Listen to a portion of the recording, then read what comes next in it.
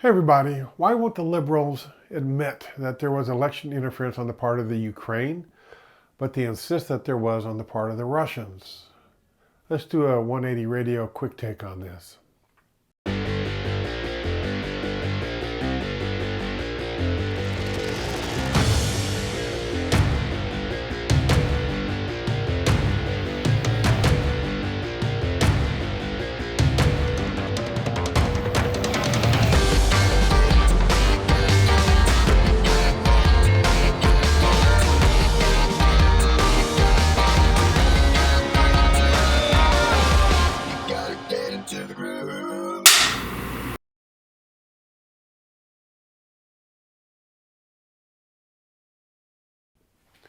The answer to this one is actually pretty simple. Everything has to fit their narrative. If it doesn't fit, it is either ignored or denied.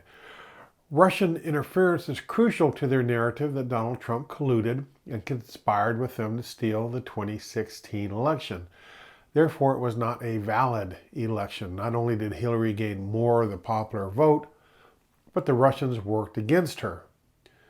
Now, the truth matters. Russia did interfere with the 2016 election, and the 2012, and the 2008, and the 2004, and so on. It's what they do. However, they did not interfere on the behalf of one candidate or the other. Their modus operandi is to sow distrust and confusion about all of the candidates.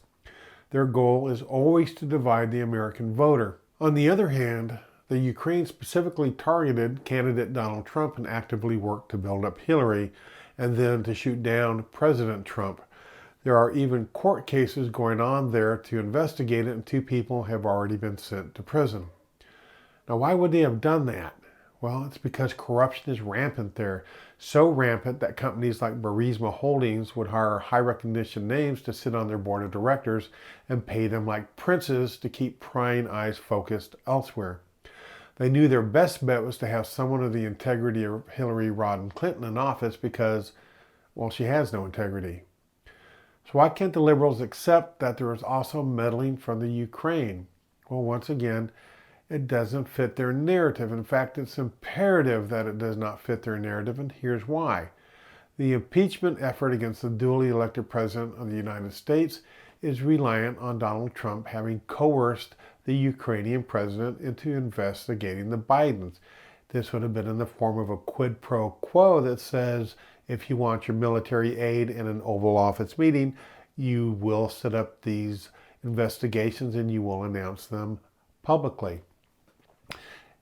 If it turns out that the Ukraine did meddle in the election, then it turns the narrative on its head. Rather than the president requiring that the Ukrainian government dig up opposition research against a potential 2020 candidate, which is the approach the liberals are taking in the impeachment, he is simply asking for them to check into corruption regarding Burisma Holdings and Hunter Biden's involvement in it, as well as what goodwill that the then Vice President Joe Biden could have offered.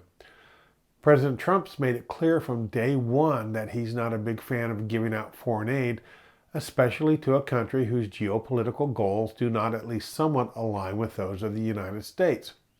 He was very concerned about Ukraine's reputation as one of the most corrupt governments extant. He didn't threaten to withhold aid or withhold any Oval Office meetings. He just wanted assurance that the Ukrainians were cleaning up their act. Simple conclusion here. Both the Russians and the Ukrainians interfered in the presidential election of 2016. Russia did it because they could and because they wanted a divided American electorate. The Ukrainian government did it because they needed a friendly American government that would not snoop too deeply into their affairs. So that's it. I hope that was quick enough for you. If you liked it, hit the like button, sub if you're not subbed, and most of all, it would really help if you'd share these videos, and have a great conservative day.